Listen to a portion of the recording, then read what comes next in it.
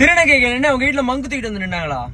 இல்ல எனக்கு சாப்பிட காசு வேணும், ஒரு 10 வழி கொடுங்க, 5 வழி கொடுங்க, ஒரு 30 வழி கொடுங்க கொண்டு வந்து காசுக்கு நின்னாங்களா? நானும் பாக்குறேன் ஒரு சில இடங்கள்ல அவங்க நடந்து போறாங்க, சில பேர் கூட சேர்ந்துக்கிட்டு கூட்டணியா சேர்ந்துக்கிட்டு அவங்கள வெடச்சி பேசுறது. ஏன் அவங்க அவங்க காதுக்கு கேட்கற மாதிரியே பேசுறீங்களே, ஏன் அவங்க திருப்பி பேச மாட்டாங்கன்னு சொல்லியா? இல்ல அவங்க என்ன உங்ககிட்ட ஏதாவது தப்பா பேசுறாங்களா? நீங்க ஏன் அவங்கள கார்னர் பண்ணி அவங்கள மட்டுமே திட்டுறது, ஏசுறது, அவங்கள அப்படியே ஒரு மாதிரி கேவலப்படுத்துறது? ஏன் இந்த மாதிரி எண்ணங்களும் இந்த மாதிரி புத்திகளும் தயவு செஞ்சு உங்கள்ட்ட இருந்து மாத்திக்கோங்க. இன்னொரு விஷயம் நான் உன சொல்லட்டா, இந்த காலத்துல பெத்த பிள்ளையவே ஒழுங்கா யாருமே பார்க்க மாட்டேங்கிறாங்க.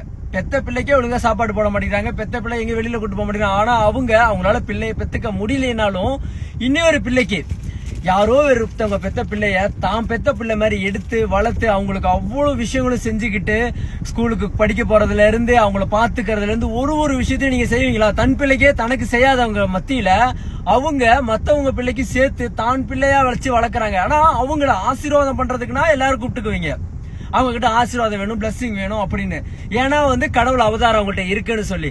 ஆனா அதுவே அவங்கள வீட்டுக்கு வந்து ஒரு ஃபங்க்ஷனுக்கு கூப்பிடுற நீங்க ஆசீர்வாதம் பண்ணி முடிச்ச கையோட அவங்கள அப்படியே விரட்டுறது.